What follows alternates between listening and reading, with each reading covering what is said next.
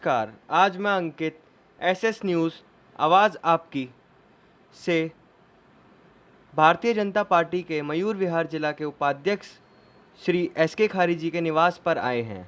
तो खारी जी, हम आपसे जानना चाहते हैं कि दिल्ली में कोरोना के मरीजों की स्थिति बहुत बढ़ रही है और उस पर आपका क्या कहना चाहें? नमस्कार। सबसे पहले तो मैं आपको धन्यवाद देना चाहता हूं कि आप समय निकालकर मुझसे दिल्ली की स्थिति के बारे में बात करने के लिए आए। आपका बहुत बहुत धन्यवाद। आपका चैनल जो एसएस न्यूज़ है बहुत अच्छा कार्य कर रहा है, तो मैं आपको आपके चैनल की पूरी टीम को धन्यवाद देता हूं। देखिए मान्यवर, मैं आपको बता दूं कि दिल्ली की जो स्थिति है वो अभी काफ़ी इस टाइम पर बहुत ख़राब हो गई है और दिल्ली की सरकार बिल्कुल फेल हो गई है। कोरोना वैश्विक महामारी को कंट्रोल करने में और उसको नियंत्रण करने में दिल्ली की सरकार आज की डेट में बिल्कुल फेल हो गई है। मैं आपको बता दूं कि आज आपने वक्तव्य सुना हो, माननीय सुप्रीम कोर्ट ने दिल्ली सरकार को लताड़ा है इसी के ऊपर, क्योंकि ना तो वो सही बात कर रहे हैं, ना सही आंकड़ा देते हैं।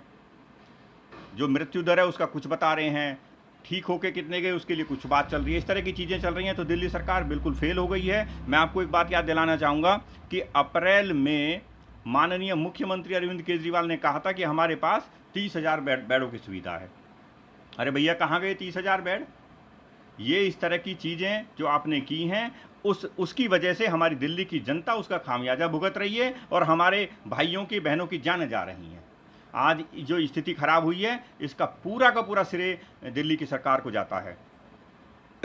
मैं जो आपसे शेयर करना चाहता हूं कि दिल्ली में दो तरह की अस्पतालें हैं, कुछ सेंट्रल गवर्नमेंट की अस्पतालें हैं और कुछ दिल्ली सरकार की अपनी अस्पतालें हैं।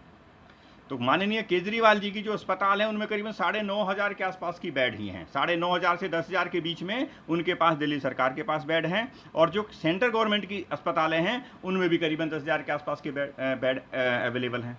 तो टोटल बेडों की संख्या होती है 19 से 20,000 के आसपास। और इन्होंने अप्रैल में ही बता दिया कि हमारी तैयारी है बहुत अच्छी, किसी को कोई परेशानी नहीं आएगी और दिल्ली सबसे अच्छी स्थिति में रहेगी। और आज उसका खामियाजा दिल्ली की जनता को भरना पड़ रहा है और दिल्ली की जनता के पास और कोई चारा नहीं है मरने के अलावा। लोग दिन रात मर रहे हैं। कल की बात करें तो कल 100 से ज़्यादा जानें चली गई हैं। तो आज की डेट में दिल्ली सरकार ने जनता को मरने के लिए छोड़ दिया है। ये सिर्फ सत्ता के लालची लोग हैं। इन्होंने सत्ता का लालच दिखाकर गरीब और मजदूर लोगों को कि आपको पानी फ्री मिलेगा, आपको बिजली फ्री मिलेगी, ऐसे लालच दे देकर सत्ता में बैठ गए और जनता का ख्याल करने वाला कोई नहीं है।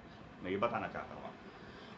खारी जी, जैसा कि आपने सुना होगा, दिल्ली के सीएम ने कहा कि दिल्ली में सिर्फ दिल्ली के लोगों का इलाज होगा। एलसी साहब ने फिर फैसला भी पलट दिया। आपका क्या कहना है इस बात पर? जी बिल्कुल, मैंने सुना और मैं आपको बताता हूँ इसके ऊपर। ये जो सरकार है दिल्ली सरकार, ये जो लोग हैं हमारे अतिथि माननीय अन्ना जी के माध्यम से इन्होंने यहाँ पर आंदोलन किया और उस आंदोलन की वजह से आज ये दिल्ली की सत्ता में बैठे हैं। और अन्ना जी क्या कर रहे हैं आप बताइए? ये किसी के नहीं हुए, ये लोग किसी के नहीं हुए। इन्होंने दिल्ली को ऐसे प्रेजेंट कर दिया कि ये दिल्ली तो अलग हिस्सा है, दिल्ली देश अलग है। ये देश के लोगों को तोड़ने की बात कर रहे हैं, देश को तोड़ने की बात कर रहे हैं। ऐसे लोग भारतवर्ष के लोग हो सकते हैं? आप सोचिए जरा। माननीय अरविंद केजरीवाल जी मुख्यमंत्री दिल्ली के बोलते हैं कि भाई दिल्ली में सिर्फ दिल्ली के लोगों का इलाज होगा। अरे आपकी मानसिकता कैसी है? आप इस भारत माँ से जन्मे हैं, आपको इतना नहीं पता कि दिल्ली भारत की राजधानी है और भारत की राजधानी पर दिल्ली, इस देश के एक एक जन का, एक एक भाई का, बहन का, सबका अधिकार है। जब कोई, मैं बात करूं उत्तर प्रदेश की बात करूं, बिहार की बात करूं, बंगाल की बात करूं, और जब कोई लाइलाज बीमारी होती है तो वो क्या बोलता है कि हम या तो दिल्ली जाएंगे या मुंबई जाएंगे। और आप उन लोगों का हक छीन रहे हैं। आप बोलते हैं कि नहीं, दिल्ली में दिल्ली के लोगों का इलाज होगा।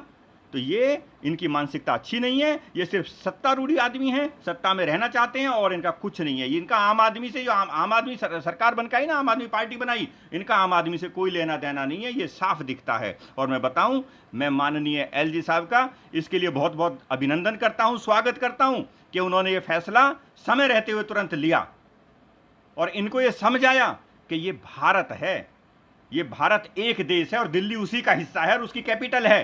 तो यहाँ हर एक नागरिक का हक है कि वो दिल्ली में आए और अपना इलाज कराए। लेकिन मैं आपके माध्यम से एक बात और बताता हूँ, दिल्ली की सरकार ने आज दिल्ली की स्थिति ऐसी कर दी है कि यहां कोई बीमार आदमी भी अपना इलाज कराने नहीं आना चाहेगा।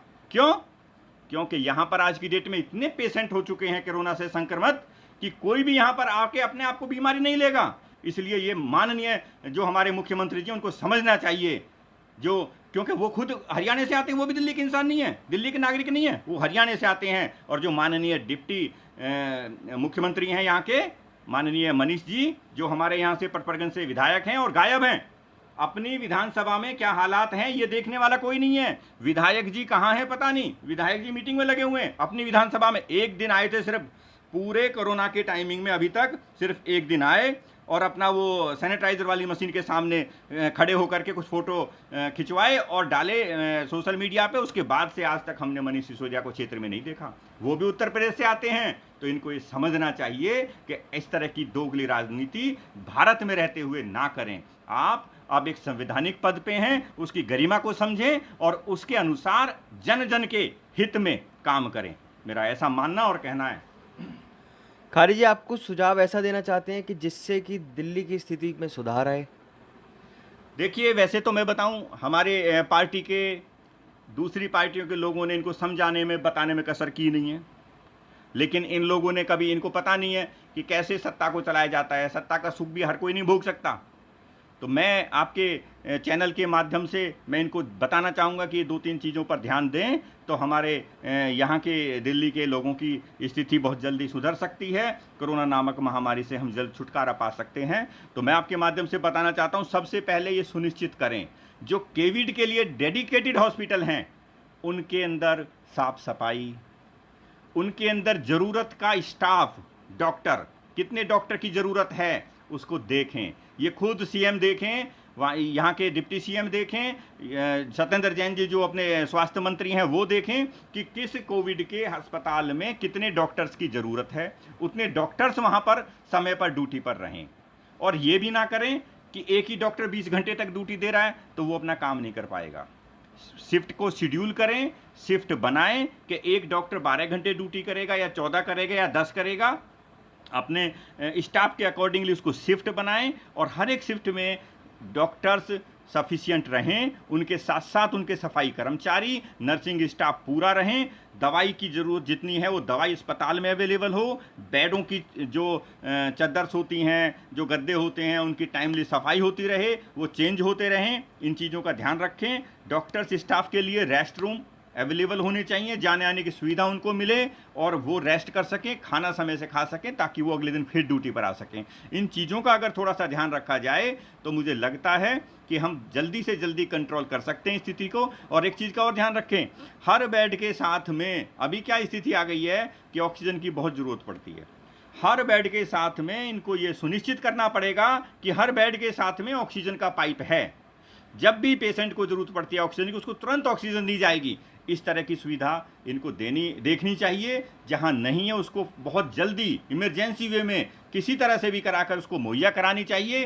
तो ऐसा करने से मुझे लगता है कि स्थिति बहुत जल्दी हम लोग कंट्रोल में कर सकते हैं। जहां ये बात कर रहे हैं कि हम फला जगह और कुछ बेड बढ़ा रहे हैं, कुछ होटल्स को कन्वर्ट करने की बात कर रहे हैं, तो भाई साहब अभी 2.5 महीना निकल गया है। माननीय केजरीवाल जी, डिप्टी सीएम मनीष सिसोदिया जी, स्वास्थ्य मंत्री सत्येंद्र जैन जी, अभी 2.5 महीना जा चुका है। अभी तक हम तैयारियों में लगे हुए हैं। तो मेरा आपसे अनुरोध है इस एसएस चैनल के माध्यम से कि आप भैया जो भी करना है बहुत जल्दी करिए। स्थिति बहुत ख़राब है दिल्ली की, बहुत लोगों की जान जा चुकी है, आप इसको समझिए। और एक चीज़ मैं बता दूं आपको, आज माननीय सुप्रीम कोर्ट ने इनको झाड़ लगाई है। आप क्यों खेल खेल रहे हो भैया? ये जो कोरोना वैश्विक महामारी है वो पूरे संसार पे आई है, इसमें कोई छुपाने की क्या जरूरत है? कभी टेस्ट कम करा रहे हैं, कभी कुछ करा रहे हैं, इस तरह की चीज़ों की जरूरत क्या है? आप ज़्यादा से ज़्यादा टेस्ट कराइए ताकि पता चल सके कि संक्रमित लोग कितने हैं। हमारे साउथ के जो चेयरमैन हैं उन्होंने आंकड़े निकलवाए एमसीडी से, पता चला कि 2098 में करीबन 2100 लोगों की मौत हो चुकी है। कितना निंदनीय है। अगर आपको कहीं लगता है कि गलत बोल रहे हैं हमारे चेयरमैन साहब, तो आप चेक कराइए ना, क्योंकि ये जो शमशान घाट एमसीडी के अंदर आते हैं और उन्होंने ये सारे निकलवाए हैं डेटा कि डॉक्टर्स के जो इशू के सर्टिफिकेट है कितने लोगों की डेथ हुई है, वो करीबन 2098 में करीबन 2100 लोगों की डेथ हो चुकी है। और आप अभी 950 और 1000 की बात कर रहे हैं। तो भैया जो सच्चाई है उसको सामने रखिए ताकि सबको पता रहे ये आप नहीं लेकर आए कोरोना नामक बीमारी। कोरोना नामक बीमारी पूरे संसार में चल रही है, तो इसलिए सच्चाई के साथ काम करिए और मिलजुल कर काम करिए। सेंटर में बीजेपी की हमारी सरकार है, मिलजुल कर काम कीजिए, हर एक सरकार से मिलजुल कर काम करिए ताकि सब एक दूसरे की बात समझ के आगे बढ़कर इस बीमारी को जल्दी से जल्दी दूर भगा सकें। ऐसा मेरा सोचना, और इन सुझावों पर मेरे पे थोड़ा ध्यान दिया जाए तो हम जल्दी ही शायद हो सकता है इसके ऊपर हालात को सुधार सकते हैं। आपसे बात कर बहुत अच्छा लगा खारी जी, धन्यवाद। धन्यवाद, नमस्कार।